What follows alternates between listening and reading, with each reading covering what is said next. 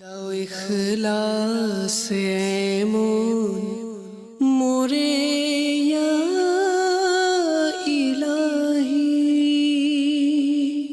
আলহামদুলিল্লাহি রাব্বিল আলামিন ওয়াসসালাতু ওয়াসসালামু আলা সাইয়্যিদিল মুরসালিন আম্মা বা'দ ফাআউযু বিল্লাহি মিনাশ শাইতানির রাজীম বিসমিল্লাহির রহমানির রহিম الصلاة والسلام عليك يا رسول الله وعلى آلك وأصحابك يا حبيب الله الصلاة والسلام عليك يا نبي الله وعلى آلك وأصحابك يا نور الله رسول الكريم رؤوف الرحيم صلى الله تعالى عليه وسلم প্রতি দুরূদ ও সালাম পেশ করার অসংখ্য ফজিলত রয়েছে।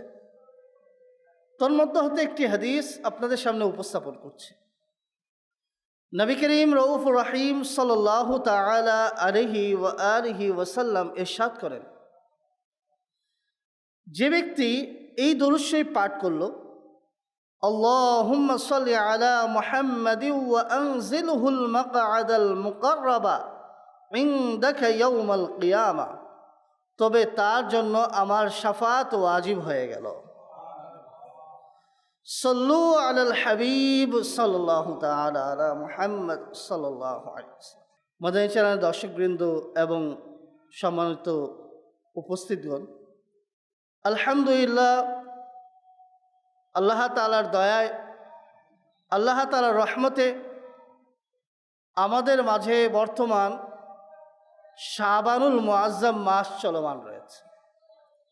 অত্যন্ত বরকতময় মাস। এই মাসের বরকতময় মুহূর্তগুলো আমাদের মাঝ থেকে অতিবাহিত হচ্ছে। আমরা এই মাসের গুরুত্ব সম্পর্কে কিছুটা জানি, যা জানা নাই তা অল্প কয়েকটি শব্দের মাধ্যমে আমরা জেনে নিই এবং নিজের বাস্তবিক জীবনে আমরা আমলে বাস্তবায়ন করার চেষ্টা করি। সর্বপ্রথম আমরা জেনে নিই এটি কেমন গুরুত্বপূর্ণ মাস। নবী করিম রউফুর রহিম সাল্লাল্লাহু তাআলা আলাইহি ওয়াসাল্লাম ইরশাদ করেন, শাবানু আল মুতাহহিরু ওয়া রমাদানু আল মুকাফফিরু। শাবান মাস হলো পবিত্রকারী মাস, আর রমজান হলো গুনাহের কাফারা স্বরূপ।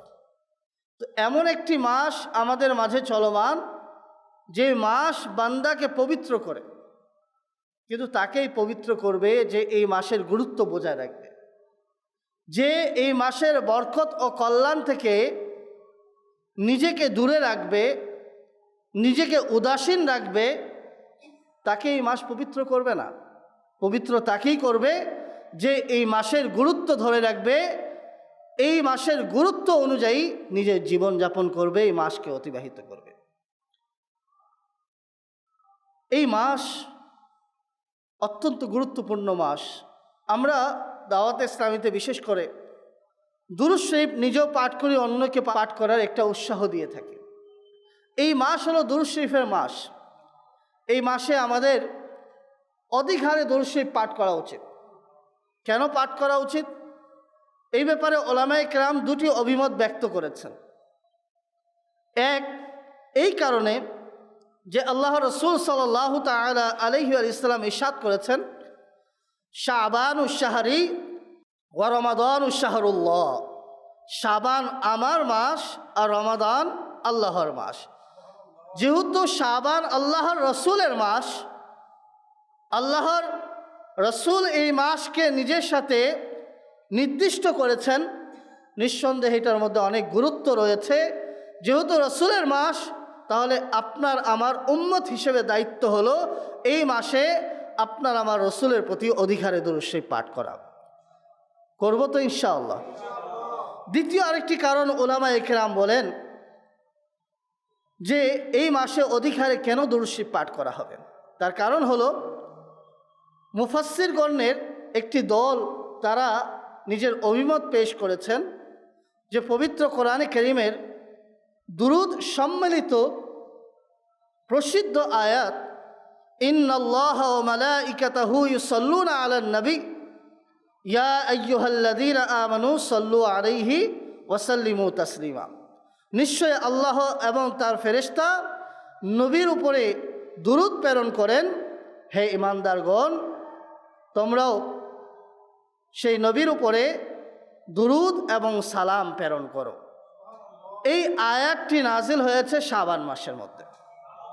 তাহলে যেই আয়াতে আল্লাহ তাআলা আপনার হাবিবের প্রতি দুরূদ ও সালাম পেশ করার আদেশ দিয়েছেন, সেই আয়াত অবতীর্ণ হয়েছে এই চলমান পবিত্র শাবানুল মুআজ্জমে। তাহলে আপনার আমার দায়িত্ব হলো এই মাসে আরও বেশি গুরুত্ব বজায় রাখার জন্য, এই মাসের শুকরিয়া আদায় করার নিয়তে এই মাসে আল্লাহ রসুলের উপরে অধিকারে দরুদ শরীফ পাঠ করার। আল্লাহ তাআলা আমাদের সকলকে অধিকারে দরুদ শরীফ পাঠ করার তৌফিক দান করুন। শাবান মাসকে বলা হয় শাহরুল কুররা। শাহরুল কুররা অর্থাৎ হলো তেলাওয়াত করার মাস। কিসের মাস? কোরআনে কারীম তেলাওয়াত করার মাস। কেন এই মাসকে শাহরুল কুররা রাখা হলো? এর পিছনে রহস্য কি? প্রতিটি বস্তু, প্রতিটি বিষয় আল্লাহ তাআলার দরবারে আরজ করার মতো ক্ষমতা রাখে। এই শাবান আল্লাহ তাআলার দরবারে আরজ করল, হে আমার প্রতিপালক, তুমি আমাকে দুটি বরকতময় মাসের মাঝখানে রেখেছ। আমার পূর্বে রজব বরকতময় মাস, আমার পরে রমজান, এটাও বরকতময় মাস। তুমি আমাকে দুটি বরকতময় মাসের মাঝখানে রেখেছ, আমার জন্য কি রয়েছে? আল্লাহ তাআলার পক্ষ থেকে বলা হলো, আমি তোমার মধ্যে কোরআনে কারীমের তেলাওয়াত রেখেছি। এখন বিষয় হলো, যেহেতু শাবান মাস তেলাওয়াতের মাস, তাহলে আপনার আমার কর্তব্য হলো আল্লাহ তাআলার পক্ষ থেকে তার প্রিয় হাবিব রসুল করিম রউফুর রহিম সাল্লাল্লাহু তাআলা আলাইহি ওয়াসাল্লামের প্রতি যেই সর্বশ্রেষ্ঠ মহান গ্রন্থ আল কোরআন নাজিল হয়েছে, সেই কোরআনে কারীম তেলাওয়াত করা। যদি পড়তে না পারি, আজই নিয়ত করি যে বিশুদ্ধ করার চেষ্টা চালিয়ে যাওয়া, শুদ্ধ করার জন্য একজন হক্কানি হাফিজে কোরআন কিংবা আলিমে কোরআনের কাছে গিয়ে কোরআন বিশুদ্ধভাবে শিখতে পারার চেষ্টা করা। আলহামদুলিল্লাহ, দাওয়াত ইসলামী ফি সাবিলিল্লাহ বিনামূল্যে বিভিন্ন মসজিদে ঈশার নামাজের পরে কোরআন শিক্ষার ব্যবস্থা রয়েছে প্রাপ্তবয়স্কদের জন্য। আমাদের এই ফয়জানে মদিনার মধ্যেও ব্যবস্থা রয়েছে। শুধু যার চাহিদা আছে তার উচিত হলো যোগাযোগ করে পড়ে নেওয়া। এভাবেই শাবান মাস হলো রোজা রাখার মাস। অধিক হারে এই মাসে রোজা রাখা, নফল রোজা রাখা উচিত। এর অনেক ফজিলত রয়েছে, এর অনেক সওয়াব রয়েছে। একবার নবী করিম সাল্লাল্লাহু তাআলা আলাইহি ওয়াসাল্লামের দরবারে প্রশ্ন করা হলো, রমজানের পরে কোন রোজা উত্তম? তখন নবী করিম সাল্লাল্লাহু তাআলা আলাইহি ওয়াসাল্লাম বললেন, রমজানের সম্মানার্থে শাবানের রোজা রাখা। অর্থাৎ রমজানুল মুবারক এর মতো এক মহান নেয়ামত আল্লাহ তাআলার পক্ষ থেকে আপনার আমার কাছে আসতেছে।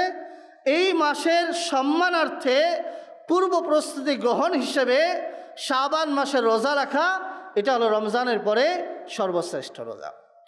এই রোজাও আমরা যতটুকু সম্ভব রাখার চেষ্টা করব। আল্লাহ তাআলা আমাদেরকে তৌফিক দান করুন। এই মাস হলো ক্ষমা প্রার্থনার মাস। প্রত্যেকের ইচ্ছা আছে, প্রত্যেকের আকাঙ্ক্ষা আছে আল্লাহ তাআলা যেন আমার গুনাহকে মাফ করে দেয়। যার সমুদ্রর ফেরা সমতুল্য গুনাহ রয়েছে, পাহাড়ের স্তূপ সমপরিমাণ গুনাহ রয়েছে, তারও একটি আকাঙ্ক্ষা আল্লাহ তাআলা যেন গুনাহকে ক্ষমা করে দেন। বান্দা সুযোগ হাতছাড়া করে, এটাই হলো বান্দার দুর্ভাগ্য।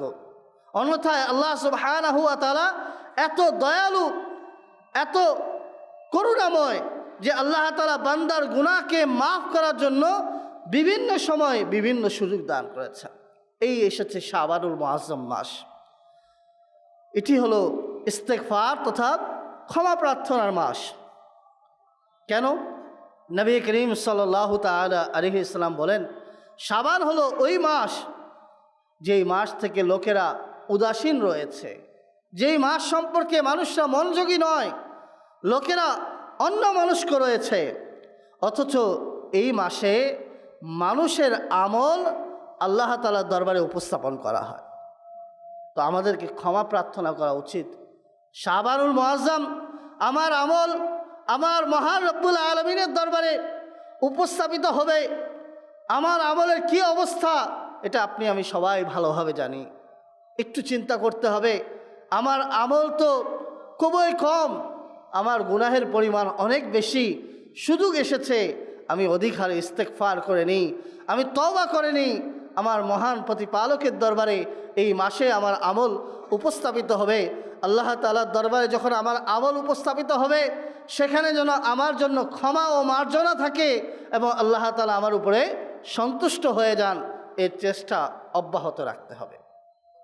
যেহেতু আল্লাহ তাআলা নেয়ামত দিয়েছেন, এই নেয়ামতের যদি আমরা কদর করি তাহলে এই নেয়ামত বৃদ্ধি পাবে, আর যদি আমরা এই নেয়ামতের কদর না করি তাহলে এই নেয়ামত আমাদের মাঝ থেকে হাতছাড়া হয়ে যাবে।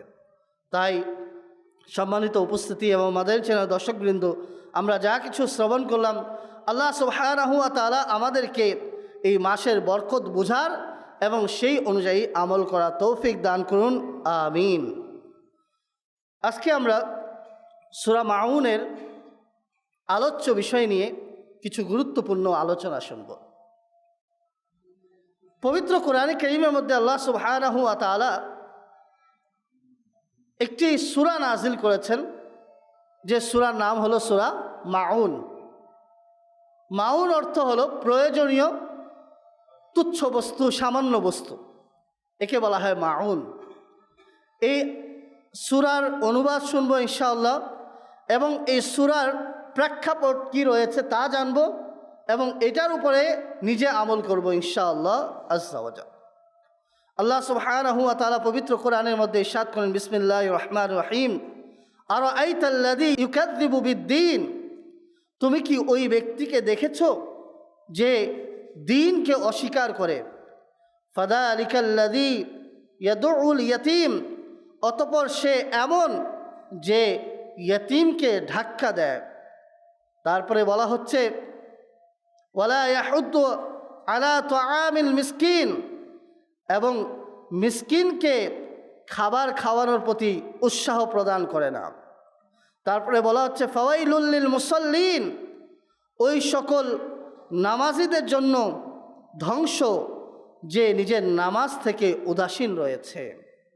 তথা আল্লাযীনা হুম আন সালাতিহিম সাহুন আল্লাযীনা হুম ইউরাউন ওয়া ইয়ামনাউনাল মাউন, ওই ব্যক্তি যে লৌকিকতা করে এবং জীবনযাপনের সামান্য জিনিসও প্রদান করে না। এটি ছিল সূরা মাউনের অনুবাদ। আমরা এই বিষয়ে আসি, একটু শ্রবণ করি যে এখানে কি প্রেক্ষাপট রয়েছে আর কি কি বিষয় এখানে বলা হয়েছে। আসলে পবিত্র কোরআনে কারীমের মধ্যে আল্লাহ সুবহানাহু ওয়া তাআলা এই সূরা নাজিল করলেন। এখানে বিশেষ করে মক্কার প্রসিদ্ধ অমুসলিম আবু জাহেলের ঘটনা উল্লেখ করা হয়েছে। আর আবু জাহেল কেমন নিকৃষ্ট ব্যক্তি এটা আপনার আমার প্রত্যেকেরই জানা রয়েছে, এবং সে নিকৃষ্ট হওয়ার পিছনে মূল কি রহস্য রয়েছে সেটাও আমরা জানব এবং নিজের মাঝে খুঁজে বের করার চেষ্টা করব। আল্লামা বুকাই রহমতুল্লাহি তাআলা আলাইহি বলেন যে সূরা মাউনের মধ্যে প্রাথমিকভাবে কয়েকটি পয়েন্ট বর্ণনা করা হয়েছে। তা হলো কিয়ামতের দিন পুনরুত্থানকে এবং আল্লাহ তাআলার দরবারে উপস্থাপিত হওয়াকে অস্বীকার করা, এটা হলো সকল মন্দ কাজের মধ্যে সর্বাধিক মন্দ কাজ। যে ব্যক্তি কিয়ামতকে অস্বীকার করে সে একেবারে নির্ভীক হয়ে যায়, সে গুনাহের সাগরের মধ্যে হাবুডুবু খায়। তার জন্য বিভিন্ন ধরনের অন্যায় অত্যাচার করা তুচ্ছ মনে হয়। কেননা সে এই পৃথিবীর জীবনকেই সব কিছু মনে করে। যে পুনরুত্থানকে বিশ্বাস করে না, কিয়ামতকে বিশ্বাস করে না, সে জিনা করতে দ্বিধাবোধ করে না, সে সুদ ভক্ষণ করতে দ্বিধাবোধ করে না, অন্যের সম্পদকে আত্মসাৎ করতে দ্বিধাবোধ করে না, সে নামাজ থেকে উদাসীন হওয়াকে সে এটাকে কোনো ধরনের অপরাধ মনে করে না, আল্লাহ তাআলাকে অস্বীকার করাকে সে অপরাধ মনে করে না, সে আরাম আয়েশে জীবনযাপন করাকে তার জন্য স্বাচ্ছন্দ্যবোধ মনে করে, এখানে কষ্ট করাকে সে স্বাচ্ছন্দ্যবোধ মনে করে না, নিজেকে অহংকারী বানিয়ে ফেলে, মানুষকে নিকৃষ্ট মনে করে, তার একটি কারণ হলো সে পুনরুত্থানকে অস্বীকার করে। সে চিন্তা করে এই দুনিয়ার জীবনেই তো সব, এখানেই তো আমার জীবনের সমাপ্তি হবে, যা করার আমি এই দুনিয়াতেই করে নিই, আখিরাত বলতে তো কিছু নেই। তাই তার মনের মধ্যে ভয় জাগে না, তার অন্তরের মধ্যে আল্লাহ তাআলার ভীতি সৃষ্টি হয় না, যার ফলে তার জন্য গুনাহের দরজাগুলো একের পরে এক খুলতে থাকে, আর সে গুনাহের দরজাগুলো দিয়ে প্রবেশ করতেই থাকে, আর এভাবে সে জাহান্নামের নৈকট্যশীল হয়ে যায়। এই জন্য পুনরুত্থানকে, কিয়ামতকে বিশ্বাস করা অত্যন্ত জরুরি। এখন প্রশ্ন আসে, আমরা তো মুমিন, আল্লাহ তাআলার উপরে ঈমান রাখি, কিয়ামতের উপরেও ঈমান রাখি। হ্যাঁ, ঈমান তো রাখি, রাখার মতো রাখা উচিত। ঈমান রাখি, বিশ্বাস করি, বাস এখানেই শেষ। কিন্তু কিয়ামত কায়েম হবে, আমার হিসাব কিতাব হবে, আল্লাহ তাআলার দরবারে আমাকে দণ্ডায়মান হতে হবে, আমার পুঙ্খানুপুঙ্খানু প্রতিটি বিষয়ে আমাকে প্রশ্ন করা হবে। এই বিষয়গুলো আমরা কেউ চিন্তা করি না। তো প্রকৃত কিয়ামতের উপরে বিশ্বাসী তো তখনই হওয়া যাবে যখন আপনার আমার বিশ্বাসের সাথে আপনার আমার প্র্যাকটিক্যাল আমল সেটা সাক্ষ্য প্রদান করবে যে আপনি আমি কিয়ামতে বিশ্বাসী। তো আপনার আমার চলাফেরা এমন, আপনার আমার উঠা বসা এমন যেন মনে হচ্ছে এই দুনিয়ায় সব, আর কিয়ামত বলতে কিছু নেই, এমন এক বাস্তবতায় আমরা চলছি। তাই আমাদেরকে এই ভুল ধারণা থেকে, এই আমাদের একটা নোংরা চিন্তাধারা থেকে বের হয়ে আসতে হবে, অন্যথায় ধ্বংস অপরিহার্য রয়েছে। সূরা মাউনের প্রেক্ষাপট আমরা একটু শ্রবণ করি। মক্কা শরীফে একজন ইয়তীম সন্তান ছিল। ইয়তীম তাকে বলা হয় যার পিতা ইন্তেকাল করেছে আর বাচ্চা এখনও বালেগ হয় নাই, নাবালেগ অবস্থায় আছে। আমরা অনেক সময় দেখা যায় যে 30 বছর পুরুষের বাবা মারা গেলে তাকেও ইয়তীম বলি। সেটা আমাদের নিজস্ব বানানো একটি পরিভাষা। শরীয়তের পরিভাষা হলো নাবালেগ শিশু যার বাবা মারা গেছে তাকে বলা হয় ইয়তীম। তো মক্কার একজন ইয়তীম শিশু ছিল। তো আবু জাহেল সে কী করলো, ওই ইয়তীম বাচ্চার লালন পালনের দায়িত্ব নিয়ে নিল। আচ্ছা, যারা দায়িত্ব নিত তাদের দায়িত্ব হতো কি, ইয়তীম বাচ্চাকে লালন পালন করা, শিক্ষা দীক্ষা দেওয়া, তার সকল বিষয়কে খেয়াল রাখা। কিন্তু আবু জাহেল যেহেতু পুনরুত্থানকে বিশ্বাস করতো না, কিয়ামতকে বিশ্বাস করতো না, কারো কাছে জবাবদিহি দিতে হবে এটাকে সে বিশ্বাস করতো না, এই জন্য সে ইয়তীমকে তো নিয়ে নিল এবং বলল যে আমি তার দেখাশোনা করব। দেখাশোনা তো দূরের কথা, সেই ইয়তীম উত্তরাধিকার হিসেবে নিজের বংশ থেকে যে সম্পদ পেয়েছিল আবু জাহেল সেটাকেও অন্যায়ভাবে আত্মসাৎ করে নিল। এখন আবু জাহেল সে তো নিকৃষ্ট অমুসলিম ছিল, তার অন্তরের মধ্যে লোভ লালসার জোয়ার ছিল। সে সেই ইয়তীম ব্যক্তির বাচ্চার সম্পদকে আত্মসাৎ করল। একদিন সেই ইয়তীম শিশু আবু জাহেলের নিকটে আসলো। আসার পরে আবু জাহেলকে বলতে লাগলো, হে আবু জাহেল, আমার সম্পদ আমাকে দিয়ে দাও।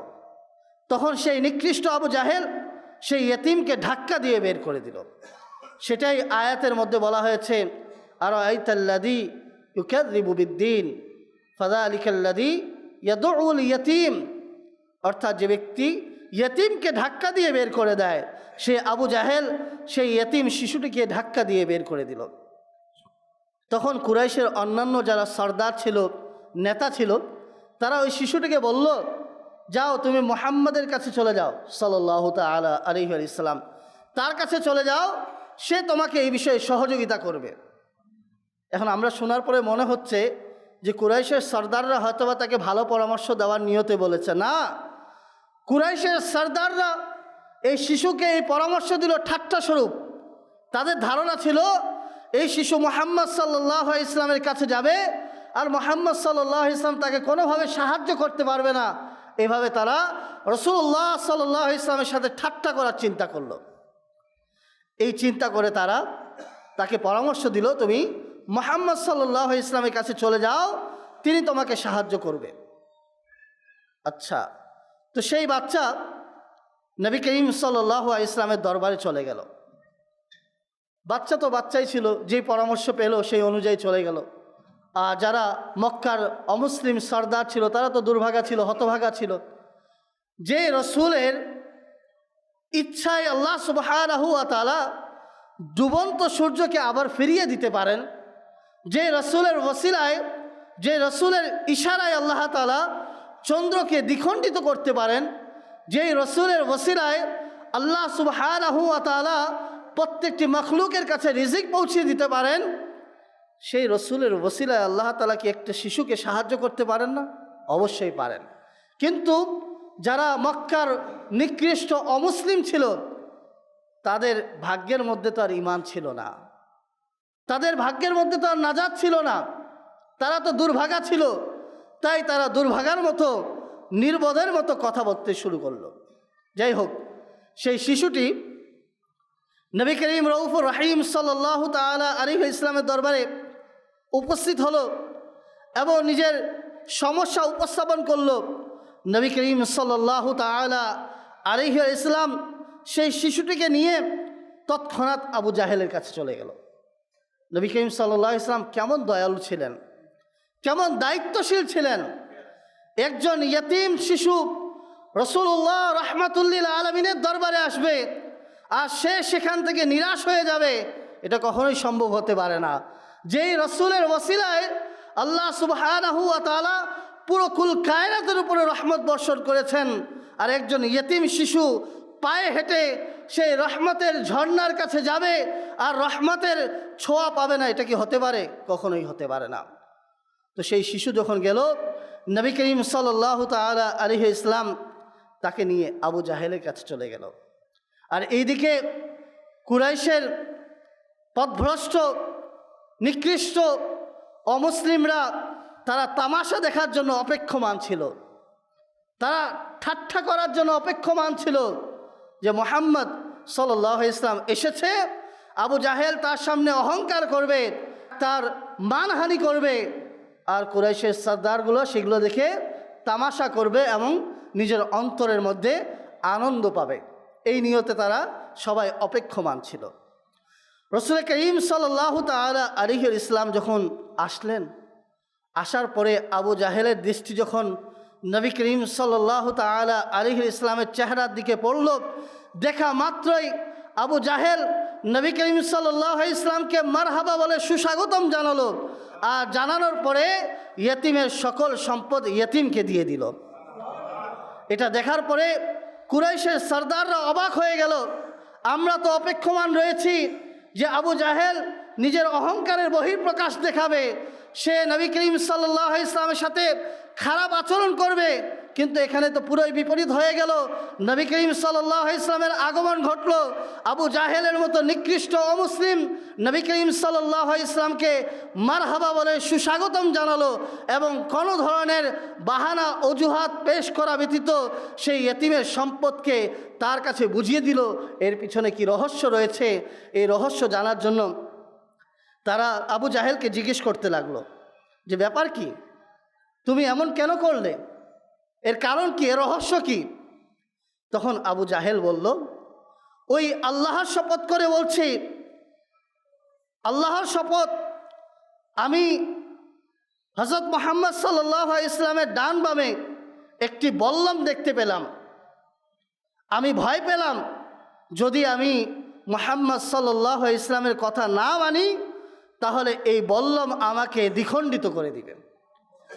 তাহলে এখান থেকে আমরা বুঝতে পারলাম যে আল্লাহর রসুলকে আল্লাহ তাআলা কেমন পাওয়ার দিয়েছেন। মক্কার সর্বনিকৃষ্ট অমুসলিম আবু জাহেল, যাকে সবাই সাহসী হিসেবে চিনে, যাকে সবাই বীর পুরুষ হিসেবে চিনে, যাকে সবাই সর্দার হিসেবে মেনে নেয়, কিন্তু আল্লাহর রসুলকে আল্লাহ তাআলা এমন পাওয়ার দিয়েছেন, এমন মর্যাদা দিয়েছেন, এমন মহিমা দান করেছেন যে রসুলের আগমনে এমন আবু জাহেল থরথর করে কাঁপতে লাগলো এবং সে নির্বাক হয়ে গেল, সে ভাষা হারিয়ে ফেলল এবং সে তৎক্ষণাৎ ইয়তিমকে নিজের সম্পদ ফিরিয়ে দিল। এখান থেকে দুটি বিষয় প্রতীয়মান হয়।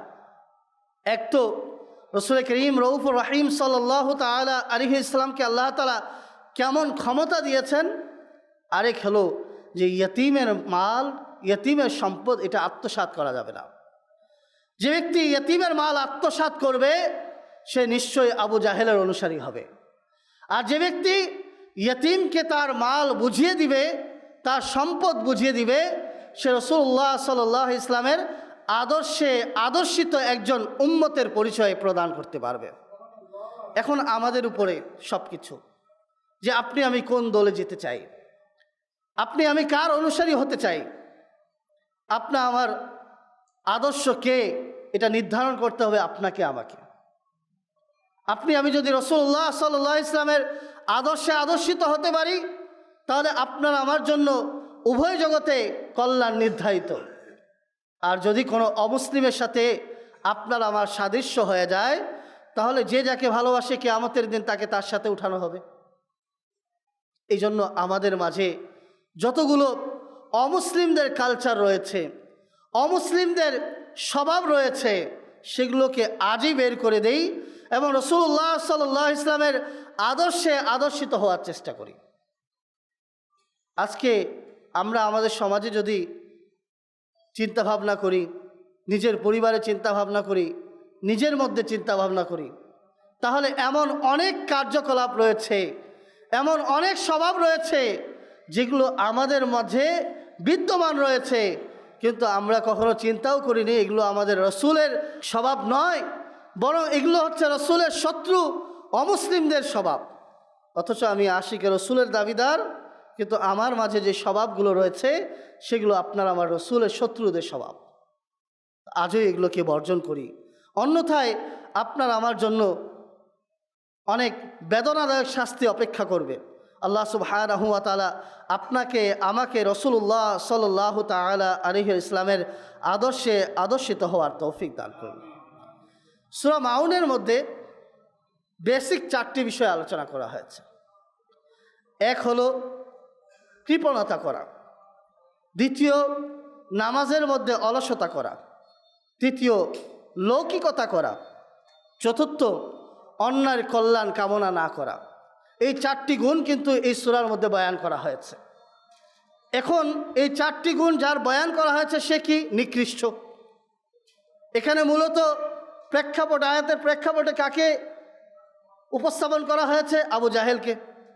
তো এই 4টা গুণ কি আজ আমাদের মুসলমানদের মাঝে নেই? যদি আপনি আমি লক্ষ্য করি অনেকের মাঝেই রয়েছে। তাহলে এই গুণগুলো কি রাসূলুল্লাহ সাল্লাল্লাহু আলাইহি ইসলামের কিংবা কোনো সাহাবায়ে কেরামের, নাকি নিকৃষ্ট আবু জাহেলের? একটু আমরা চিন্তা করি, নিজের মধ্যে এই চিন্তাগুলো নিয়ে আসি, তাহলে আল্লাহ তাআলা চাইলে এই কাজগুলোর প্রতি আপনার আমার ঘৃণা আসবে। আর যখন কোনো কাজের প্রতি আপনার আমার ঘৃণা আসবে, তখনই আপনি আমি সেই কাজ থেকে বাঁচতে পারব। আসুন সংক্ষিপ্ত আকারে এই কৃপণতার পরিণতি সম্পর্কে আমরা জেনে নিই। আল্লাহ সুবহানাহু ওয়া তাআলা বললেন সূরা মাউনের মধ্যে, ইয়াদুউল ইয়াতীম, অর্থাৎ সে ইয়তিমকে ধাক্কা দেয়, ওয়ালা ইয়াহুদ্দু আলা তাআমিল মিসকিন, এবং মিসকিনকে খাবার প্রদানের প্রতি উৎসাহ প্রদান করে না। অর্থাৎ যে ব্যক্তি পুনরুত্থানকে অস্বীকার করে, কিয়ামতকে অস্বীকার করে, তার একটি স্বভাব হলো সে ইয়তিমকে ধাক্কা প্রদান করবে, নিজের ঘর এবং পরিবারের সদস্যদেরকে কখনো ইয়তিমকে খাবার খাওয়ানোর প্রতি উৎসাহ প্রদান করবে না। এটা কতই বা নিম্নমানের নিকৃষ্টতা। আজ সমাজের মধ্যে যতই কৃপণ ব্যক্তি হোক না কেন, তার কাছে যদি একেবারে নিপীড়িত, একেবারে অসহায় ইয়তিম ব্যক্তি কান্না করে চলে আসে, তাহলে তার মনের মধ্যেও মায়া চলে আসে, সে কিছু না কিছু দেওয়ার চেষ্টা করে। কিন্তু আবু জাহেল কেমন নিকৃষ্ট ছিল যে তার কাছে একজন ইয়তিম শিশু লালিত পালিত হলো, সে নিজেই দায়িত্ব নিল, কিন্তু তাকে লালন পালন করা তো দূরের কথা, তার যেটা প্রাপ্য ছিল, সে যেটা বংশধর হিসেবে পেয়েছিল, সেটাকেও আত্মসাৎ করে নিল। আজ আমাদের মুসলমানদের মাঝেও এমন অনেক ব্যক্তি রয়েছে এমন অনেক ব্যক্তি বসবাস করছে যারা অন্যের সম্পদকে আত্মসাৎ করার জন্য প্রস্তুত রয়েছে। আর যারা শক্তিশালী, যাদের পরিবারের সদস্য বেশি, তাদের সম্পদের উপরে কেউ আক্রমণ করে না, তাদের সম্পদকে কেউ আত্মসাৎ করে না।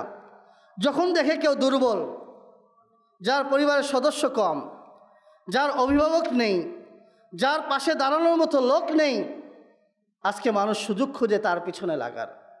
কিভাবে, কোন কৌশলে, কোন বুঝ দিয়ে তার সম্পদকে গ্রাস করা যায়, এই কল্পনা, এই জল্পনা আজ আমাদের সমাজের মুসলমানদের মাঝে বিদ্যমান রয়েছে। আমরা মুসলমান ঠিকই দাবি করছি, কিন্তু আমাদের দাবি আর কাজের সাথে কোনো ধরনের সামঞ্জস্য নাই। একটা যে সামঞ্জস্য থাকবে, আপনি আমি মুমিন, আপনার আমার পরিচয় আর আপনার আমার কাজের মধ্যে যে সামঞ্জস্য থাকা দরকার, এই সামঞ্জস্য আজকে আপনার আমার মাঝে নেই। দাবিদার হলো মুমিনের, কার্যকলাপ হলো অমুসলিমের। আল্লাহ সুবহানাহু ওয়া তাআলা আমাদেরকে এই অমুসলিম সংস্কৃতি, অমুসলিম স্বভাব এবং যত ধরনের অন্যায় অত্যাচার রয়েছে, যত ধরনের নিন্দনীয় কাজ আছে, আল্লাহ সুবহানাহু ওয়া তাআলা আমাদেরকে এগুলো থেকে বিরত থাকার তৌফিক দান করুন। আমাদের সমাজে অনেক অসহায় সন্তান রয়েছে, অসহায় শিশু থাকে, তাদের প্রতি একটু সহায় হওয়া উচিত, তাদের পাশে দাঁড়ানো উচিত। এই উৎসাহের জন্য আমরা দুই একটি হাদিস শরীফ শ্রবণ করি। নবী করিম রউফুর রহিম সাল্লাল্লাহু তাআলা আলাইহি ইসলাম ইরশাদ করেন, মুসলমানদের মাঝে সর্বোত্তম ঘর হলো সেই ঘর যেই ঘরে ইয়েতিম আছে এবং সেই ইয়েতিমের সাথে সদাচরণ করা হয়। আর মুসলমানদের মধ্যে সর্বনিকৃষ্ট ঘর হলো ওই ঘর যেই ঘরের মধ্যে ইয়েতিম আছে আর সেই ইয়েতিমের সাথে মন্দ আচরণ করা হয়। তো আপনি আমি চাইলে আপনার আমার ঘরের মধ্যে ইয়েতিম যদি না থাকে, সে কোনো একজন ইয়েতিমকে দাওয়াত দিয়ে তাকে খাবার খাওয়ানো, সামর্থ্য অনুযায়ী তার পাশে দাঁড়ানো, তার খোঁজ খবর রাখার চেষ্টা করা, এই কাজগুলো যদি আমরা করি তাহলে আমরা সওয়াবের ভাগীদার হব। দ্বিতীয়টি হলো যে আল্লাহর প্রিয় নবী রাসূল আরবি সাল্লাল্লাহু তাআলা আলাইহি ইসলাম ইরশাদ করেন, যে ব্যক্তি শুধুমাত্র আল্লাহ তাআলার সন্তুষ্টি লাভের ইচ্ছায় কোনো ইয়েতিমের মাথার মধ্যে হাত বুলিয়ে দেয়, আল্লাহ সুবহানাহু ওয়া তাআলা প্রতিটি চুলের বিনিময়ে তাকে নেকি দান করবেন। আর যে ব্যক্তি ইয়েতিম কন্যা সন্তান অথবা ইয়েতিম পুত্র সন্তানের উপরে অনুগ্রহ করবে, আল্লাহ রাসূল সাল্লাল্লাহু আলাইহি ওয়াসাল্লাম বলছেন যে আমি এবং সে জান্নাতের মাঝে এমনভাবে থাকবো। কিভাবে থাকবো? রাসূলুল্লাহ সাল্লাল্লাহু আলাইহি ওয়াসাল্লাম নিজের দুটি আঙ্গুল দিয়ে ইশারা করলেন এবং ইশারা করে বুঝিয়ে দিলেন, আমার দুটি আঙ্গুলের মধ্যে যে ব্যবধান রয়েছে ইয়েতিমের উপরে অনুগ্রহকারী আর আমার মাঝে এতটুকুই ব্যবধান থাকবে, অর্থাৎ সে আমার প্রতিবেশিত্ব লাভ করবে। তাহলে যদি আপনি আমি রাসূলুল্লাহ সাল্লাল্লাহু আলাইহি ওয়াসাল্লামের প্রতিবেশিত্ব পেতে চাই, তাহলে আপনার আমার উচিত হলো অসহায় ইয়েতিম সন্তানদেরকে খোঁজা, তাদের পাশে দাঁড়ানো, যথাসাধ্য আল্লাহ তাআলার সন্তুষ্টির জন্য তাদেরকে সাহায্য সহযোগিতা করা। বড়ই আফসোসের বিষয়, লৌকিকতা থেকে বাঁচা অনেক মুশকিল। আজকে কেউ যে কোনো উপায়ে একজন অসহায়ের পাশে দাঁড়ালে সর্বপ্রথম মাথায় আসে এটাকে কিভাবে ভাইরাল করা যায়, কিভাবে প্রচার প্রসার করা যায়, কিভাবে নিজের দানবীর হওয়াটাকে মানুষের সামনে উপস্থাপন করা যায়। সবাই না, তবে অধিকাংশই এই রোগে আক্রান্ত। আল্লাহ তাআলা আমাদেরকে এই রোগ থেকে মুক্তি দান করুন এবং শাবানুল মুআজ্জমে যথাযথ সম্মানের সাথে ইবাদত করে আমরা যেন রমজানুল মুবারকে যথাযথ সম্মানের সাথে রমজানুল মুবারককে স্বাগতম জানাতে পারি। আল্লাহ তাআলা আমাদের সবাইকে সে তৌফিক দান করুন। আমিন। সাল্লু আলাল হাবিব সাল্লাল্লাহু তাআলা আলা মুহাম্মদ সাল্লাল্লাহু তাআলা। দাও ইখলাস এমন